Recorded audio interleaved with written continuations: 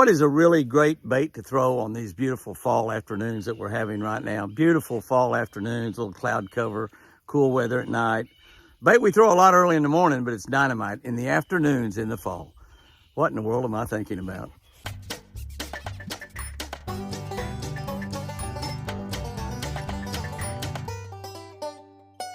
Good morning, guys and girls. November 10, reading from a Catch a Better Life book on the Catch a Better Life channel. If you're not subscribed to this channel, please subscribe to the channel right now. You will absolutely catch a better life. Your life will get better if you start each day with a scripture, which we do on this channel. We follow it up with a devotion that I wrote that's about fishing. And we have a fishing tip for every single day. And your life will get better if you just do that, I promise you. Share this with as many friends as you can. We have about 30,000 people on this channel. We have 3 YouTube channels, by the way, getting ready to start another one. But 3 YouTube channels, Jimmy Houston Outdoors Fishing and Jimmy and Chris Houston's Twin Eagle Ranch. Make sure you're subscribed to all 3. The scripture we're looking at today is in Matthew, the Gospels, Matthew, Mark, Luke, and John. Matthew 25:23. His Lord said to him, "Well done, good and faithful servant." Wow. Here's what I wrote about that. It's stunning when you stand on the stage and you hear the announcer say your name, followed by your tournament champion. Or to hear, "Welcome to the stage, this year's BASS Angler of the Year." Very few pro anglers experience that many times. Some never ever hear it at all. With many times it's got their name attached to it. They never hear it at all. So it's a very special feeling when you hear that. Today's verse of praise is part of a story that Jesus told about servants that were left in charge of some of their master's money. One had 5 talents, and he doubled that amount. He doubled the 5 talents.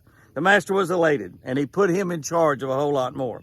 By the way, these talents were of a specific weight of gold or silver, and they weren't gifts or ability. It wasn't like the talent to be able to do something. This was an amount of money, a certain weight of a piece of silver or a piece of gold, what a talent was. God has also given us, each of us, money to be a steward with in this life. Some he gave more, some he gave less. But we're all reprimanded, we're all taught to be a steward of that money. Be a steward of that money. That's what this is all about.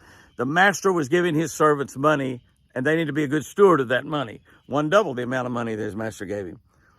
While tithing, the 10% of your income, tithing, is hardly mentioned in the New Testament, if at all. Some people say it's not mentioned at all. I've got a couple places in there where I think they're talking about tithing. This is one of them. This story tells me that Jesus Christ, is interested in what we do with our money. He wouldn't have ever told the story if he hadn't been interested in what we do with our money, the money that he has made us stewards of. Like I said, a lot of people have a whole lot of money. A lot of people don't have very much money, but we all need to be good stewards of the money he's given us. We must use it wisely and be called good and faithful servants. We don't throw our money away. We don't waste it on things we shouldn't. We are good and faithful servants with our money. You know, one of these days, we'll all close our eyes here on this earth for the very last time. And I believe when we open our eyes again, we can be looking into the eyes of Jesus.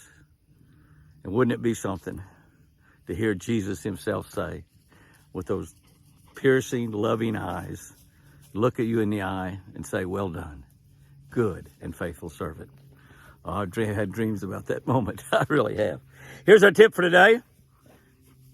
On these nice fall afternoons, fish buzzbaits. That's right, fish buzzbaits on these nice fall afternoons. One of the reasons it works so well is that the bass are scattered out around. You know, one of the things that they do is a lot of them been down deeper. They come up shallow. They move down deeper at night. They move out away from the banks. They scattered around flats and areas where you have grass flats or just flats, period, bushes around. So a buzzbait will draw fish in from a little bit further away than they will working a lot of other baits. So on fall of the year, in the afternoon, I know we fish them a lot in the mornings, fish them a lot right before dark. Afternoon, buzzbaits, dynamite bait.